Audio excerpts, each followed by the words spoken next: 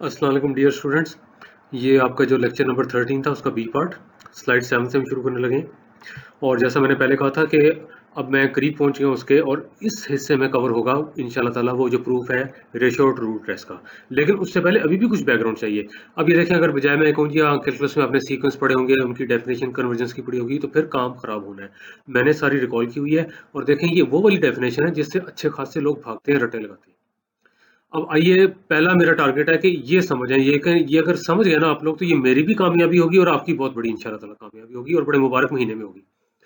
और यहाँ पे देख लें, यहाँ पे लिखा हुआ है जो सीक्वेंस है, ये रियल सीक्वेंस है। अब ये कॉम्प्लेक्स नहीं है, फ्रॉम कैलकुलस लिखा हुआ है। ये जो आपके पास है अंदर टर्म्स, वो कहता है convergence to the number l, यानी इसकी लिमिट एल है। ये मतलब है इसका, जब लिमिट लेते हैं n goes to infinity a n l के बराबर है, जो कि वाकई अंडरस्टैंडेबल है, सिंपल लगता है। लेकिन वो कहता है इस सीक्वेंस की लिमिट एल है if for every positive epsilon, epsilon कोई पॉजिटिव नंबर है, ये आपको दिया हुआ है, ठीक है, ये आपको दिया हुआ है, there corresponds capital n such that, ये जो आपके पास एब्सोल्यूट वैल्यू बनती है ना ए एन माइनस एल की, वो एप्सिलॉन से छोटी होगी for all small n greater than capital n. ये इतना तंग करती है डेफिनेशन के कुछ कहने की हद नहीं, वो इसीलिए कि इसका रट्टा लगाया जाता है। समझा देंगे तो कोई मसला नहीं है, समझा देंगे तो कोई मसला नहीं है। मतलब कहने का यही है कि अगर ये सीक्वेंस एल को कन्वर्ट करता है तो यूं लिखा जाता है, एल को कहते हैं जी लिमिट ऑफ द सीक्वेंस। लेकिन इसको तो अंडरस्टैंड करें, सेंस तो बनती है। जाहिर बात है कि ये लिमिट जब ए एन की एल है तो इनके दरमियान जो डिस्टेंस है, क्योंकि ये डिस्टेंस होता है, ये जब आप डिफरेंस लेते हैं और एब्सोल्यूट वैल्यू लेते हैं, ये तो अपने कॉम्प्लेक्स नहीं पड़ा हुआ है कि ये मतलब है कि दोनों के दरमियान डिफरेंस लेके एब्सोल्यूट वैल्यू लें तो डिस्टेंस होता है। जाहिर बात है कि ए एन का और एल का डिस्टेंस कम होता जा रहा है, लेकिन कब? जब स्मॉल एन की वैल्यू कैपिटल एन से बड़ी होगी। अब ये कैपिटल एन क्या है? ये तब निकलता है जब है एप्सिलॉन दिया हुआ हो। अब इसको समझना है, इस डेफिनेशन को समझना है। इस डेफिनेशन को आप समझ जाएंगे तो रेशियो टेस्ट, रूट टेस्ट का मसला ही नहीं है, प्लस साथ ज्योमेट्रिक सीरीज का भी आपको आइडिया हो जाए। अगर थोड़ा बहुत कोई डायरेक्ट कंपैरिजन टेस्ट आ गया वहां से कैलकुलस से, तो वो, लेकिन सारी बैकग्राउंड मैंने बनाई है। आइए अब इस डेफिनेशन को समझने की कोशिश करते हैं। और जब भी किसी कॉम्प्लिकेटेड चीज को समझना है तो उसको मजीद कॉम्प्लिकेटेड एग्जांपल लेने की जरूरत नहीं है, सिंपल नहीं, ये तो सबको पता है ना। ए एन आपके पास वही टर्म ऑफ द सीक्वेंस है, एन इज इक्वल टू 1 के लिए फर्स्ट टर्म आएगी, 2 के लिए सेकंड टर्म आएगी, 3 के लिए थर्ड टर्म आएगी, और सारे रियल है। अब वो कहता है ये एग्जांपल है, वो वाला सीक्वेंस 1 ओवर एन, और ये होगा कौन सा? यही है ना। एन को 1 करेंगे तो 1 आ जाएगा, 2 करेंगे तो 1/2 आ जाएगा, 3 करेंगे तो ये 1 ओवर चलता जाएगा। लिमिट भी सबको पता है इसकी क्या है, जीरो। ये जीरो ही तो है जो एल है। आप कहेंगे तो लिमिट तो पहले ही निकल आई, तो फिर फाइंड क्या कर रहे हैं भाई? इस डेफिनेशन को वेरीफाई कर रहे हैं, इसको अंडरस्टैंड करने की कोशिश कर रहे हैं। कैसे कह सकते हैं कि 1 ओवर एन का और ये जीरो जो कि एल है, इनका जो आपके पास डिफरेंस है, उसकी एब्सोल्यूट वैल्यू जो है लेस देन एप्सिलॉन होगी, डिफरेंस की absolute value less than epsilon होगी जब स्मॉल एन कैपिटल एन से बड़ा होगा। ये तो अभी तक क्लियर ही नहीं है। हाँ, ये पता लग गया है कि अगर इस एग्जांपल से इसको क्लियर करना है तो ए एन किसके बराबर है? ये देख लें, ए एन जो है 1 ओवर एन है। एल किसके बराबर है? एल जीरो के बराबर है, क्योंकि लिमिट जीरो आई है। और एल होती यूनिक है, एक ही आती है, ज्यादा नहीं आती। अब वो कहता है to verify the above definition, कोई एप्सिलॉन आपके पास दिया हुआ है, हम कैपिटल एन निकालने की कोशिश करेंगे कि ए एन और एल का जो डिफरेंस है उसकी एब्सोल्यूट वैल्यू एप्सिलॉन से लेस होगी। लेकिन ए एन 1 ओवर एन है, यहां से नजर आ रहा है, एल जीरो है, यहां से नजर आ रहा है, यहां से भी नजर आ रहा है। तो यहाँ बेशक आप एब्सोल्यूट वैल्यू ना लगाएं, क्योंकि 1 ओवर एन तो पॉजिटिव है। अब ऐसा करते हैं, आपने कैपिटल एन ढूंढना है। ये लिखा है ना, less than epsilon for all small and greater than capital. पहली बात है कि एप्सिलॉन दिया हुआ होता है, ये लैंग्वेज ऐसी है, फॉर एवरी एप्सिलॉन या एवरी पॉजिटिव नंबर एप्सिलॉन, ये दिया हुआ होता है, तभी कैपिटल एन निकलेगा। कैपिटल एन एप्सिलॉन पे डिपेंड करता है। अब वो कहता है लेट अस टेक एप्सिलॉन 1/2, ये कोई भी ले सकते हैं आप, होता वेरी वेरी स्मॉल है, ये कोई भी ले सकते हैं, 1/3 ले लें, 1/4 ले लें, ये कोई जरूरी नहीं कि समझाने के लिए किया हुआ है। अब देखते हैं जी, अब पहली टर्म देखते हैं। यहाँ पे एन को जब मैं 1 करता हूँ तो पहली टर्म क्या आती है? एन को जब 1 करूंगा तो 1 आएगी, यहाँ से भी देख लें और यहाँ से देख लें, ये लिखी हुई है। एल क्या? जीरो। ये किसके बराबर आती है? Absolute value 1 1। क्या ये लेस देन 1/2 है? एप्सिलॉन आपने 1/2 लिखा नहीं है, नहीं बात बनी। आगे चलते हैं।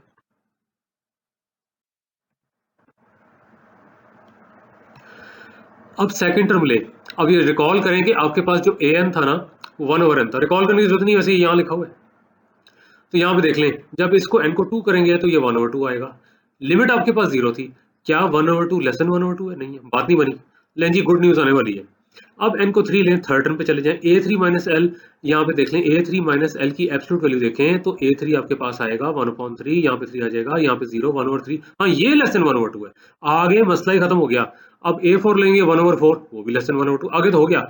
मतलब क्या निकला? जब एप्सिलॉन 1/2 है तो ये जो आपके पास डिफरेंस था A N minus L, A N 1 over N था और एल जीरो था, ये जो डिफरेंस था 1/2 से कब लेस होगा? जब एप्सिलॉन आपने 1/2, कब होगा? जब स्मॉल एन किससे बड़ा होगा? 2 से बड़ा होगा, यही हुआ है ना यहाँ पे। 2 से जब बड़ा हो गया तो काम बन गया। तो इसका मतलब है कि जब 2 से बड़ा होगा तो इसका मतलब है ये जो 2 है यही कैपिटल एन है। कैपिटल एन है। अब देखो यहाँ पे डेफिनेशन लिखी, वही लिखा हुआ था for all small n greater than capital n. तो जब 2 से बड़ा होगा तो बात बन गई। देख लें यहाँ पे 1/3 है वो भी उससे छोटा है, 1/4 है वो भी उससे छोटा है। जब उसके बराबर था तब भी गड़बड़ थी, और जब उससे छोटा था तब भी गड़बड़ थी। तो अब यहाँ पे देख लें, अब 1/6 है। अब ये वाली चीज कब 1/6 से छोटी होगी? चलो यहाँ से देख लें, ये ए एन है, ये वही लिमिट है, लेकिन एप्सिलॉन 1/6 है। ये कब? जारी बात है 1 करेंगे तो नहीं छोटा, 2 करेंगे तो नहीं छोटा, 3 करेंगे तो नहीं छोटा, 4 करेंगे तो नहीं छोटा, 5 करेंगे तो नहीं छोटा, 6 पे भी नहीं है, 7 पे हो रहा है। 7 पे हो रहा है ना, तो इसका मतलब है कि 7 पे हो रहा है, तो ये फिर एन किससे बड़ा होना चाहिए? 6 से तो बड़ा होना चाहिए ना। एन ग्रेटर देन 6 होगा, यानी कि 7 होगा, 8 होगा, 9 होगा, बात बन जाएगी। तो इस केस में एन 6 के बराबर है। कुछ बुक्स में देखें यहाँ पे इक्वल टू भी लिखते हैं, तो उससे परेशान होने की जरूरत नहीं है, उस मुताबिक है। उम्मीद है अगर ये आपको डेफिनेशन समझ आ गई है ना, कि ये क्या कहते हैं जी, कि ए एन माइनस एल उसकी जो एब्सोल्यूट वैल्यू है less than epsilon for all small and greater than n, अगर ये पता लग गया कि एप्सिलॉन गिवन हो तो कैपिटल एन निकल आता है। देख लें एप्सिलॉन आपके पास 1/2 था, तो इस एग्जांपल में कैपिटल एन 2 निकला था। इसी एग्जांपल में एप्सिलॉन 1/6 था, तो कैपिटल एन 6 निकला था। ठीक है, तो अगर ये डेफिनेशन क्लियर होगी, इंशाल्लाह होगी नहीं तो इसको दोबारा सुने। अब एक और चीज है, एक और चीज है कि यहाँ पे देखें लिखा हुआ है कि x - 1 absolute value less than equal 2 है, तो इसका मतलब x - 1 जो है 2 और -2 के दरमियान होता है। लेकिन इसका भी रट्टा नहीं लगाना, इसको अंडरस्टैंड करना है। हाँ, अगर आप कहते हैं x - 1, ध्यान सुने आप, x - 1 absolute value less then 2 है, तो आप करेंगे जी x - 1 2 और -2 के दरमियान लाई कर रहा है। ठीक है, तो ये अब हमने समझना है। अब देखें, जैसे मैंने कहा था ना, z - z0 ये एब्सोल्यूट वैल्यू डिस्टेंस देता है आपको z और z0 के दरमियान, इसी तरह से रियल नंबर्स में भी है। ये जो आपके पास है x - 1, x और 1 से डिस्टेंस दे रहा है। लेकिन एक चीज का क्लियर करें, z - z0 absolute value equal to r, ये तो सर्कल बन जाता है। लेसन करें तो अंदर का लका बन जाता है, डिस्क बनती है। ये डिस्क नहीं है, ये रियल में आपके पास स्ट्रेट लाइन है। स्ट्रेट लाइन है, सारे वो वाले पॉइंट्स हैं जिनका डिस्टेंस 1 से या 2 है या 2 से कम है। ये देखें, ये 1 है या 2 है या 2 से कम है। राइट साइड पे जाएंगे 2 डिस्टेंस पे 3 पे पहुंच जाएंगे, लेफ्ट साइड पे जाएंगे तो 1 यूनिट यहाँ 1 यूनिट -1 पहुंचेंगे। डिस्टेंस देख लें, यहाँ से देख लें, ये 3 - 1 कर लें 2 है, 1 माइनस ऑफ -1 वो भी 2 आता है। मतलब कि राइट साइड पे 2 यूनिट जा रहा है, लेफ्ट साइड पे 2 यूनिट जा रहा है। ये स्ट्रेट लाइन आपके पास है, रियल लाइन है, उसके ऊपर वो वाले सारे के सारे पॉइंट्स एक्स हैं जिनका 1 से डिस्टेंस या 2 है या 2 से कम है। तो ये वाली चीज अब ये कहां से आया? अब जरा जुबानी में करने लगाऊं, प्लीज सुन लीजिएगा ध्यान से। ये तो वैसे आप कहेंगे ये कहां से लिख दिया पकड़ के। असल में मैंने लिखना क्या था, मैंने लिखना था, ध्यान सुने, -1 less than equal to x. देखें वो -1 से 3 तक जा रहा है एक्स। -1 less than equal to x, x less than equal to 3। फिर सुने, -1 less than equal to x less than equal to 3। फिर सुन लें, -1 less than equal to x less than equal to 3। अब -1 ऐड कर दें थ्रू आउट, तो आ जाएगा -1 less than equal to x - 1 less than equal to 3 - 1 3 - 1 2, शाबाश। -1 - 2, शाबाश। आ गया ना, फड़िया गया ना। तो मतलब यही वाली चीज है कि x - 1 मॉड जब लेस देन इक्वल टू होगा तो x - 1 आपके पास -2 और 2 के दरमियान लाई करेगा। अगर स्ट्रिक्ट होगा, यहाँ पे स्ट्रिक्ट से मराद के स्ट्रिक्टली लेस होगा, तो यहाँ से इक्वल टू का निशान उड़ जाएगा। हाँ, कॉम्प्लेक्स वेरिएबल्स में ये जो चीज है, देखें वही चीज आ गई, ये वाली जो चीज है। अब ये आपके पास जो है वो कहता है कि means all the point z which are lying within and on the boundary on of circle. अब देखिए इसमें तो गड़बड़ नहीं होनी चाहिए। अब तो पहले रेफरेंस भी इतनी बार मैंने दे दिया है, वो भी दिमाग में होना चाहिए कि लेक्चर 2 की स्लाइड 4 जो भी। तो यहाँ पे देख लें, यहाँ पे उसने कहा कि means all the point z, यानी कि ये वाले जो कि लाई कर रहे हैं within and on the boundary, equal to है ना, boundary of the circle, circle के बाउंड्री पे भी है और अंदर भी है क्योंकि इक्वल टू भी है। और जिसका सेंटर आपके पास है 1 + 0 आयोटा। ठीक है, 1 + 0 आयोटा यानी कि 1 0, सेंटर 1 0 है, रेडियस 2 है, ये है। आगे फिगर बनी हुई उसमें देख लें,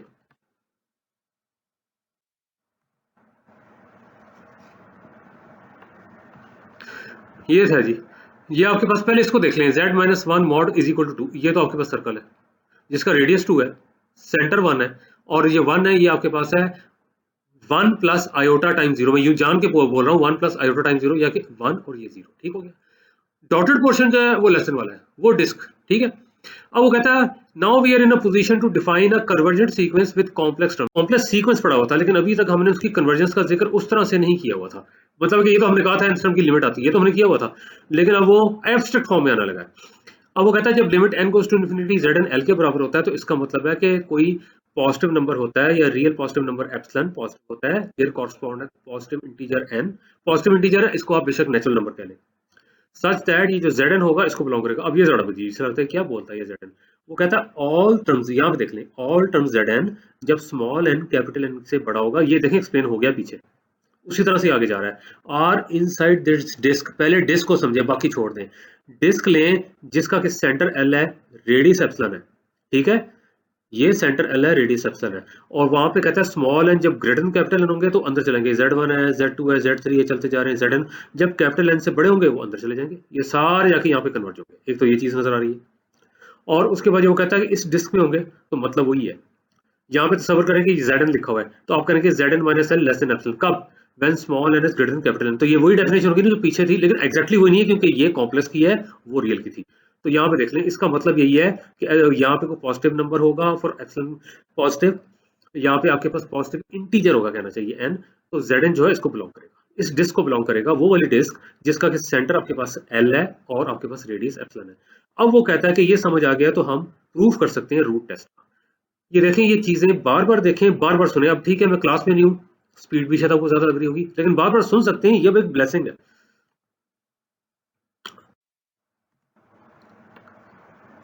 ये लें जी, अब खुद बताएं क्या, पहले अंडरस्टैंड जरूर कीजिएगा इसको, फिर देखिएगा क्या मैं डायरेक्ट करवा सकता था। ये रूट टेस्ट का प्रूफ है। अब यहाँ पे डेफिनेशन नहीं है, रिकॉल करें, आपने ये कहा कि ये लिमिट जो आपके पास है अगर लेसन हो तो वो क्या होती है सीरीज, एब्सोल्युटली कन्वर्जेंट, यही था ना, एब्सोल्युटली कन्वर्जेंट, वही करने लगा है। अब ये आपके पास लिमिट है, Zn की जो एब्सोल्यूट वैल्यू है उसका जो nth रूट है उसकी लिमिट L है, या आप ये कह सकते हैं कि ये सीक्वेंस है जिसका कि आपके पास nth term Zn absolute value 1 over n है, ये L को कन्वर्ट करेगा जब कोई एप्सिलॉन पॉजिटिव होगा और देयर एग्जिस्ट कैपिटल N जब ये चीज होल्ड करेगी। देखें, ये समझाने के लिए सारी बैकग्राउंड बनाई है, लेकिन काफी अफसोस की बात होगी अगर स्टूडेंट्स उसको ना समझें, रटे लगाएं या खुदा ना खास्ता चीटिंग करने की कोशिश करें। ये आपको समझ आना चाहिए कि इसका और इसकी लिमिट का जो है डिफरेंस, उसकी जो एब्सोल्यूट वैल्यू है, ठीक है, डिफरेंस की absolute value less than epsilon होगी तब जब small n greater than capital n होगा। अगर ये नहीं पता लग रहा तो वो जो मैंने सारा आपको करवाया ना सीक्वेंस, अब आप कहेंगे जी वो तो रियल में कराया था, ओ भाई ये भी रियल ही है, ये देख लो एब्सोल्यूट वैल्यू ली हुई है, रियल बन गया ना, तो उसका जो nth रूट होगा वो भी रियल ही होगा, एल वो भी रियल, क्योंकि सारी बात है, एक रियल नंबर की लिमिट आ रही है आपके पास या रियल चीज की लिमिट तो रियल ही होगी, तो ये रियल ही है, वही चीज है।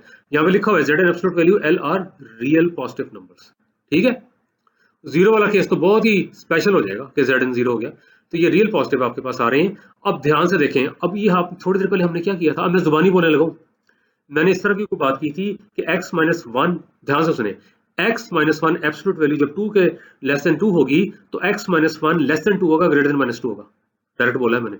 इसका मतलब है कि ये वाली जो चीज है, ध्यान से देखें, जो एब्सोल्यूट वैल्यू के अंदर चीज है, क्योंकि ये रियल है ये भी और ये भी, जो अंदर वाली चीज है, ये वाला जो डिफरेंस आपके पास होगा ये एप्सिलॉन से छोटा होगा, माइनस एप्सिलॉन से बड़ा होगा, उसकी जरूरत नहीं पड़ेगी, पता लग जाएगा। मतलब ये वाला जो डिफरेंस है ये एप्सिलॉन से छोटा होगा। अब माइनस एल को राइट साइड पे ले जाए तो हो गया एल।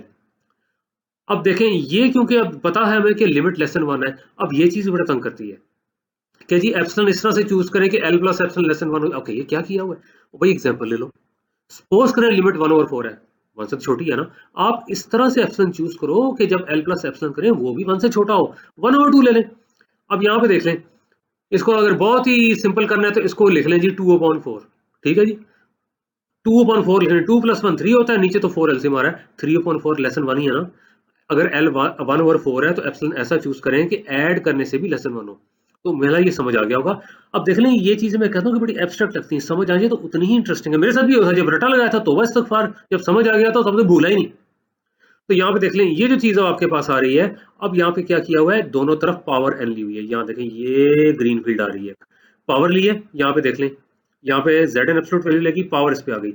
ये क्यों किया है, ये इसलिए किया है, अब जरा इसको ध्यान से देखें, पहले इसको समझ लें, n+1 को किया हुआ है, n+1 इसलिए कि small n greater than capital n है, ये मामला ही तब हो रहा है जब small n greater than capital n हुआ है, ये हो गया। अब देख लें ये क्या चीज है, ये लिखा हुआ है यहाँ पे, ये जो ब्लू एरो जा रहा है नोट दिस पॉइंट, इसलिए लिखा हुआ है जो मैंने यहाँ से बताया। इसको ध्यान से देखें, ये ज्योमेट्रिक सीरीज है, की है ना आपने ज्योमेट्रिक सीरीज, और ज्योमेट्रिक सीरीज कैसे होती है, पहले यहाँ पे देख लें, सबसे पहले n+1 आएगा, फिर n+2 आएगा, सेकंड टर्म को फर्स्ट पे डिवाइड करें, l plus epsilon is the common ratio, l plus epsilon is the common ratio, और वो लेस देन 1 है, इसलिए सारा सिलसिला किया था। क्यों हम कह रहे थे l plus epsilon less than 1 हो, क्योंकि जब आपके पास कॉमन रेशो लेस देन 1 होती है तो ये तो वैसे ही पॉजिटिव है, एल भी आपके पास पॉजिटिव था, एप्सिलॉन भी, तो वैसे तो हम एब्सोल्यूट वैल्यू कहते हैं लेस देन होती है, तो लेकिन जब आपके पास कॉमन रेशियो लेस देन होगी या उसकी एब्सोल्यूट वैल्यू लेस देन होगी तो ये ज्योमेट्रिक सीरीज कन्वर्जेंट होती है। ये है सारा मामला, ये ज्योमेट्रिक सीरीज कन्वर्जेंट होती है। अब जरा इधर आ जाएं और रिकॉल करें, दिमाग खोलें अपना, डायरेक्ट कंपैरिजन टेस्ट आपने पढ़ा था कैलकुलस का कि भाई ये भी नॉन नेगेटिव टर्म है और ये भी नॉन नेगेटिव टर्म है, ऐसे पढ़ा था। बल्कि यहां से देखें, ये ज्यादा बेहतर है। ये आपने कहा था जी नॉन नेगेटिव टर्म है और ये भी नॉन नेगेटिव टर्म है, और ये वाली जो आपके पास सीरीज है जिसकी की nth टर्म ये होगी, यहाँ पे देख लें, अगर ये वाली सीरीज कन्वर्ट करेगी जिसकी nth टर्म ये होगी, तो फिर जिस सीरीज की nth टर्म ये होगी वो भी कन्वर्ट करेगी by the direct comparison test. ठीक है, ये लिखा हुआ है by the direct comparison test. फिर ये वाली सीरीज भी कन्वर्ट करेगी जिसकी nth term z n absolute value होगी, ये भी n+1 से इन्फिनिटी। अब आप कहेंगे जी ये तो जी n+1 से शुरू हो रहा है, तो कोई मसला नहीं, शुरू की n टर्म्स आप ऐड कर लें, उससे गड़बड़ तो नहीं होगी। अगर फाइनाइट है और एंटर में ऐड होगी तब भी फाइनाइट होगा। ये अगली स्लाइड पे किया हुआ है, ये ले जी Z1 absolute value, Z2 absolute value, Zn, ये पूरे ही आ गई, आगे ये वाला है, इसको प्रूव किया आपने असल में, बाकी फाइनाइट में ऐड होगी तो ये कन्वर्ट हो गया। उम्मीद है आपको पता लग गया होगा। प्लीज कोशिश करें कि ये अंडरस्टैंड कर लें, प्रूफ समझ आना जरूरी है। मैथ को आपने अगर ड्राइनेस से बाहर निकालना है, इंटरेस्टिंग बनाना है, तो प्रूफ आना चाहिए। विदाउट प्रूफ रटे लगाएंगे जी लेस देन 1 पे कन्वर्जेंट है, ग्रेटर देन पे डाइवर्जेंट है, इक्वल पता नहीं, तो वो फिर आपके लिए ड्राई हो जाएगा। सब्जेक्ट का कोई कसूर नहीं है, समझाने वाले समझने वाले का कसूर है। मैं साफ साफ कह रहा हूँ, अगर समझाने वाला सही समझा रहा है, समझने वाला नहीं समझ रहा, उसका कसूर हो जाता है। दोनों का नहीं होना चाहिए, समझाने वाले को समझाना चाहिए, समझने वाले को समझना चाहिए। क्योंकि समझाने वाला किस चीज के पैसे लेता है? समझाने के। समझने वाला किस चीज के पैसे देता है? समझने के। तो पैसे हलाल होने चाहिए। ठीक है जी। अच्छा, अब यहाँ पे देख लें, ये जो लिखा ना verify yourself for L greater than 1, ये इंशाल्लाह ताला मैं आपको दूंगा असाइनमेंट, इंशाल्लाह इसलिए कि आपको मजीद क्लियर हो जाएगा। ये आपकी ग्रेड असाइनमेंट है, आप खुद करना। ग्रेटर देन 1 के लिए डाइवर्जेंट होता है, आप खुद करना। इक्वल टू 1 मैंने कई बार बताया, ये भी मैं पूछ लूंगा ताकि आप एक बार लिख के करें। ठीक है, तो ये तो हो जाएगा आपका सीधा सीधा जिसको आप कहते हैं रूट टेस्ट। रेशो टेस्ट का प्रूफ भी ऐसे, ये थोड़ा शॉर्ट है लेकिन सारा डिटेल किया हुआ है। ये देखें, ये लिमिट आप एल लेते थे लेस देन 1। अब समझ लें ये जो आपके पास सिचुएशन है ना, सीक्वेंस की आप समझ लें ऐसा सीक्वेंस है जिसकी nth टर्म क्या है, Zn+1 और Zn एब्सोल्यूट वैल्यू। इसका मतलब है कि ये वाली जो चीज है इसका जो डिफरेंस एल से है ये लेस देन एप्सिलॉन होगा। ये देखें डायरेक्ट मैंने बोल दिया। अब हमने प्रूव क्या करना है कि ये सीरीज कन्वर्ज करती है एब्सोल्युटली। अब वो कहता है कि ये वाली टर्म और ये जो एल है इनका डिफरेंस जो होगा absolute value less than epsilon होगा, तब होगा जब स्मॉल एंड ग्रेटर देन। देखें अगर ये गायब कर दिया ना तो इसमें आप रट्टे लगा रहे हैं, ये बनता भी नहीं है। ये मैंने एग्जांपल करके दिखाया, हर दफा नहीं होता। कोई कैपिटल एन वैल्यू की वैल्यू आती है, कैपिटल एन की वैल्यू आती है, स्मॉल एन से बड़ा तब होता है। ये चीज हो गई।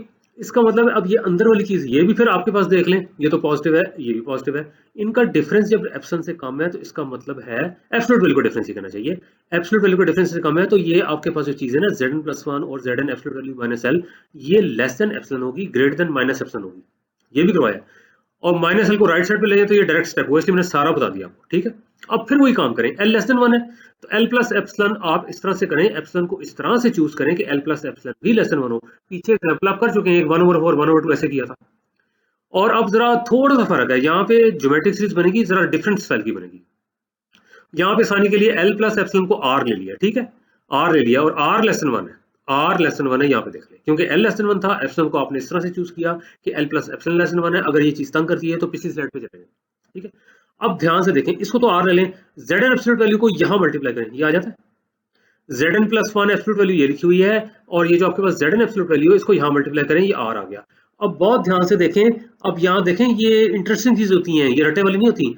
इधर n लिखा हुआ है तो यहाँ पे n+1 है। अब जरा n+2 पे है, यहाँ पे n+2 किया है तो जैसे मैंने कहा था यहाँ पे n+1 था तो यहाँ पे n था, यहाँ पे r था। यहाँ पे n+2 है, यहाँ पे n+1 है, यहाँ r है, उस तरह किया है। लेकिन Zn+1 absolute value less then क्या थी, इससे लेस थी ना, तो ये लेस देन करके r वहीं रखें, इसको रिप्लेस करें इससे, एक आर ये आर स्क्वायर हो जाएगा तो Zn हो जाएगा। ठीक है, इसको फिर सुन लीजिएगा। अब यहाँ पे देखें, यहाँ पे 2 है, ध्यान से देखें, यहाँ पे 2 है, लेस देन आ रहा है r square Zn absolute value, यानी कि यहाँ पे n है, यहाँ पे n+2 है, और ये 2 जो है ना वही पावर है यहाँ पे। ये कोई थ्योरी नहीं है, ये टेक्निक है। इसी तरह से अगर यहाँ पे 3 आ जाता है तो यहाँ पे Zn होगा, पावर 3 हो जाएगी। ये किया हुआ है, ये देखें, ये कैसे लिखा हुआ है, ये लिखा हुआ है, इसको देखें, यहाँ पे जितना आपके पास होता है यहाँ पे कम हो जाता है, यहाँ n+3 है तो यहाँ n+2 है।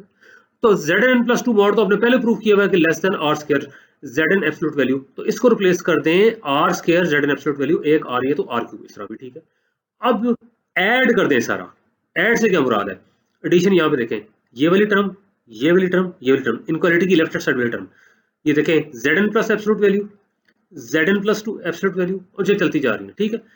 राइट साइड वाली टर्म में कौन सी, ध्यान से कीजिएगा और इनको कीजिएगा, इनको ना कीजिएगा, देखिए इसमें भी रटा नहीं है, ये भी लॉजिक है। Zn जहां पे एब्सोल्यूट वैल्यू कॉमन आई हुई है वो तो ये है, यहाँ पे R है वो ये है, यहाँ पे R स्क्वायर है वो ये है, यहाँ पे R क्यूब है वो ये है, चलता जा रहा है। अब ध्यान से देखिए अंदर फिर ज्योमेट्रिक सीरीज है, ये फिर कन्वर्जेंट है, ये ज्योमेट्रिक सीरीज है, ये वो आपके पास बन गई है ज्योमेट्रिक सीरीज। जरा ध्यान से देखें, इसकी कॉमन रेशो R बनती है, मतलब कि सेकंड टर्म को फर्स्ट पे डिवाइड करें, थर्ड को सेकंड पे डिवाइड करें, R आता है, ये जो आपके पास Zn एब्सोल्यूट वैल्यू ये तो कैंसिल हो जाएगी, कॉमन रेशो R है, कॉमन रेशो R है, और R यहाँ पे देख लें आपके पास लेस देन 1 है, तो ये कन्वर्जेंट ज्योमेट्रिक सीरीज है, ये कन्वर्जेंट ज्योमेट्रिक सीरीज है। तो अब ये वाली सीरीज कन्वर्जेंट है, और जो लेफ्ट हैंड साइड पे है वो भी देख लें आपके पास नॉन नेगेटिव टर्म चल रही है, पॉजिटिव टर्म्स भी कह सकते हैं, नॉन नेगेटिव टर्म्स आपके पास चल रही हैं लेफ्ट हैंड साइड पे, तो जारी बात है वो जो सीरीज होगी उसका सम भी फाइनाइट होगा, क्योंकि वो एक फाइनाइट नंबर से कम है। राइट हैंड साइड वाली जब सीरीज आपके पास कन्वर्जेंट है, इसका फाइनाइट सम है, और वो लेफ्ट वाली जो है उससे छोटी है, और वो भी है भी नॉन नेगेटिव,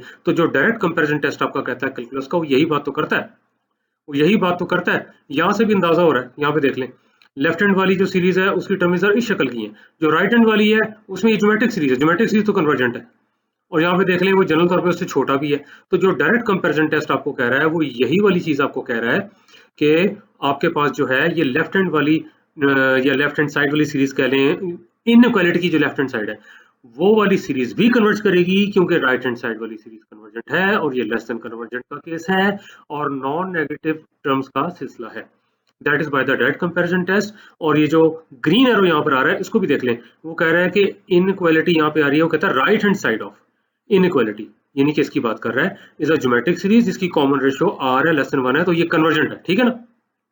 और लेफ्ट हैंड साइड वाली सीरीज आपके पास है, ये वाली, ये जो चल रही है वो उससे छोटी है, इसका मतलब फिर ये भी कन्वर्जेंट होगी, एब्सोल्युटली कन्वर्जेंट होगी। अब यहाँ पे वो वाला काम नहीं किया हुआ कि जी फाइनाइट टर्म में जो रह गई थी वो हमने ऐड नहीं की, वो करना चाहें तो कर लें, जैसे यहाँ पे की थी वो करना चाहें तो कर लें।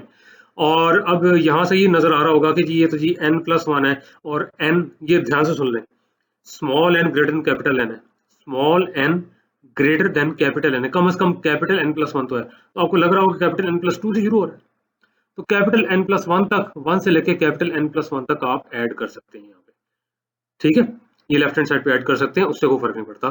तो ये प्रूफ कंप्लीट हो गया, तो उम्मीद है आपको समझ आ गया होगा। ये प्लीज इन प्रूफ्स को अंडरस्टैंड कर लें, ये बड़े इंटरेस्टिंग है अगर समझ आ जाए। अगर कहीं गड़बड़ होती है, इसका नहीं पता लगता, आप देखें जो मैंने आपको कैलकुलस से डेफिनेशन करवाई थी, कन्वर्जेंट सीक्वेंस की डिटेल कराई थी, कैपिटल एन निकालना सिखाया था जब एप्सिलॉन गिवन था, और ये स्टेप मिस नहीं करना, उसको देखें। उसके बाद ये कैसे आ रहा है ये भी मैंने बताया था, उसको जरूर देखें। ज्योमेट्रिक सीरीज का इशू हो जाता है, उसको जरूर देखें। डायरेक्ट कंपैरिजन टेस्ट का मसला हो जाता है, उसको देखें। ज्योमेट्रिक सीरीज जब कॉमन रेशियो लेस देन 1 हो कैसे कन्वर्ट करती है उसको देखें। लेकिन पिछली बैकग्राउंड क्लियर करके इसको देखें, ये उतना ही ईजी हो जाएगा, वरना ये उतना ही टफ हो जाएगा। तो होपफुली अब ये आपका समझ लें कि शुक्र है 50% कोर्स कवर हो गया। अब इंशाल्लाह मुलाकात होगी लेक्चर नंबर 14 में।